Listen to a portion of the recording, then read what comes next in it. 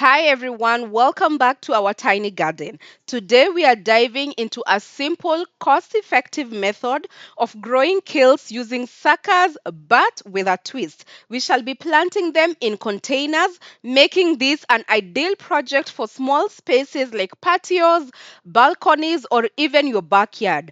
If you are looking to grow fresh, healthy greens while saving on seeds and space, this video is for you. Let's get started.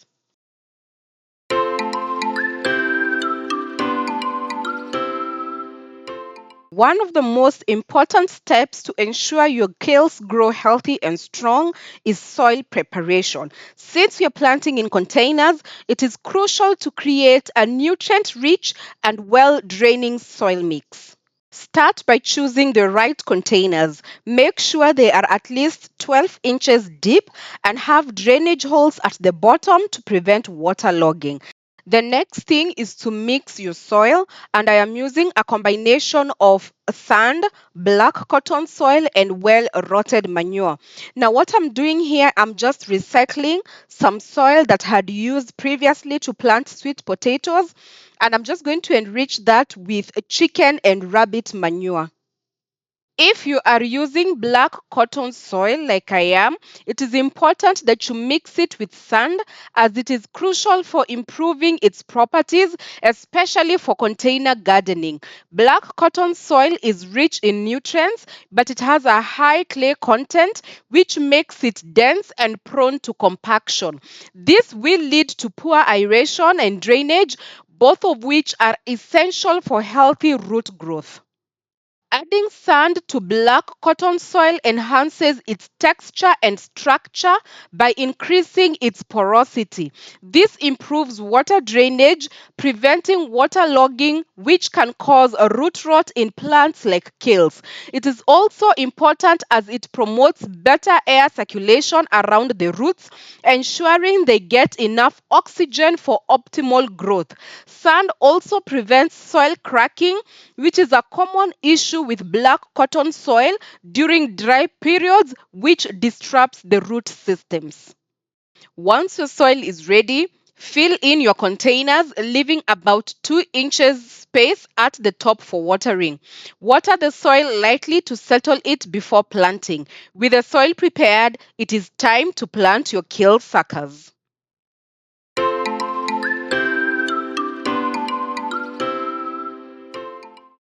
It is important to select the right suckers to ensure healthy and productive plants.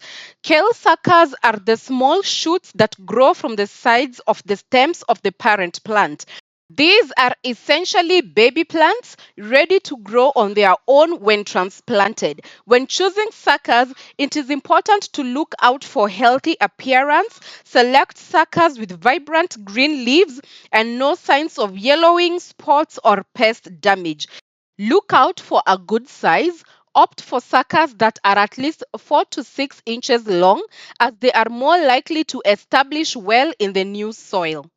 Check the base of the sucker and ensure that it is firm and free from any rot or soft spots. Using a clean garden shears or a sharp knife, I'm just going to use my hands for this. Gently cut the sucker at the base where it joins the main stem. Do this carefully, ensuring that you do not damage the parent plant.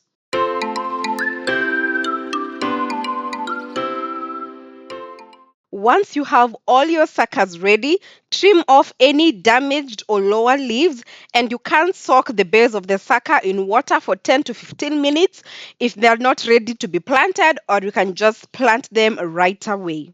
Now that we have prepared our soil and selected healthy suckers, it is time to plant. You can individually plant these suckers in their own individual containers. However, I'm going to put all of mine in one container because where I'm intending to plant them is currently occupied by other crops. But the time they start rooting, I shall have uprooted what I have planted in the other containers, and then I am going to transfer them. Planting kale suckers is a simple and rewarding process, and it comes with several benefits over using hybrid kales. Suckers are cost effective because you do not need to buy seeds or seedlings because they directly come from your existing plants. They are also easier to propagate, establishing faster than seeds. Suckers also inherit natural resistance to local conditions, making them more adaptable to your environment. Unlike hybrids, which can be expensive and require repurchasing every season, suckers promote sustainability by reusing plant parts and offering a longer harvesting period.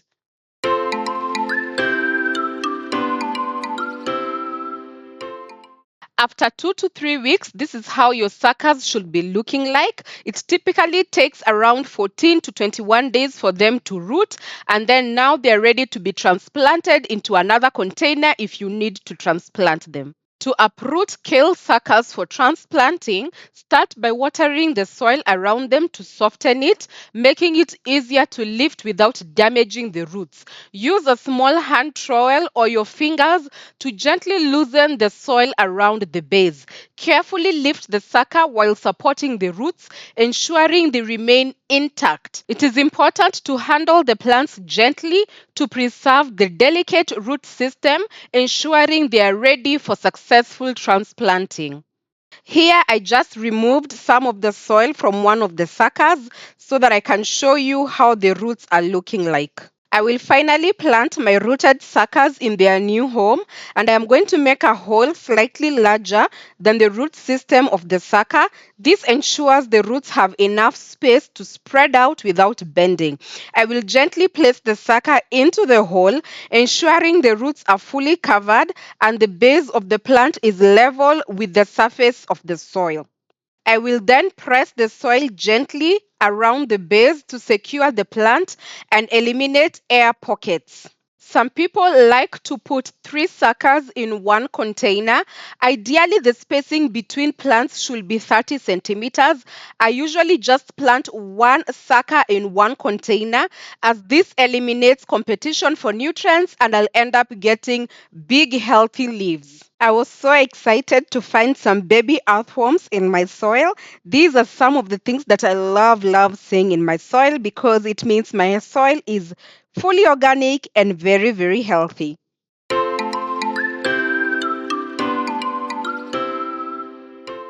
To keep your kale plants healthy, watch out for pests like aphids, cabbage worms, whiteflies, and flea beetles, which can damage leaves by sucking sap or chewing holes. Manage them with neem oil, hand picking, or even using natural solutions like Bacillus thuringiensis, otherwise known as BT.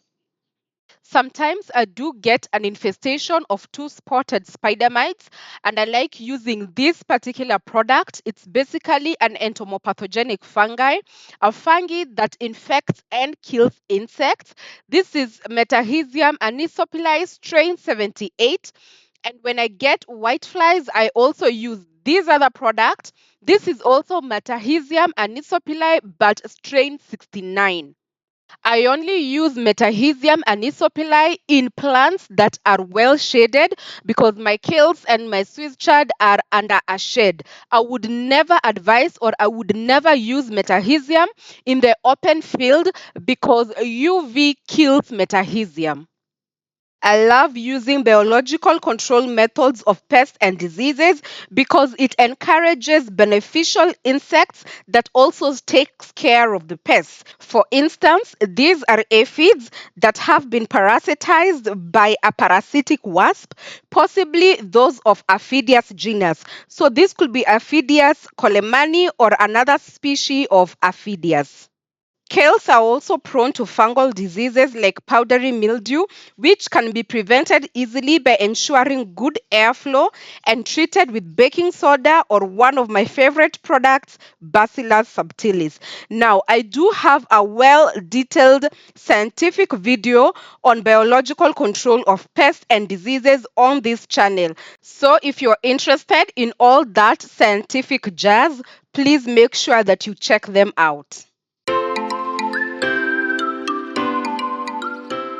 And after 4 to 6 weeks from planting your suckers, your first harvest is ready. You should harvest mature outer leaves, allowing the plant to keep producing for several months. Make sure that you regularly take care of your plants by including proper fertilization and pest management. I always fertilize my kales after every 2 weeks with compost tea. I usually dilute this at a ratio of 1:1. And I always remove any suckers that I do not intend to propagate so that I can allow the upper leaves to grow big and healthy. Thank you so much for hanging out with me up to the end of the video. If you liked it, please give it a thumbs up. If you enjoyed it, please share it with someone who might be interested in this kind of content. And if you haven't subscribed to my YouTube channel, please do consider subscribing. Until the next video, happy gardening.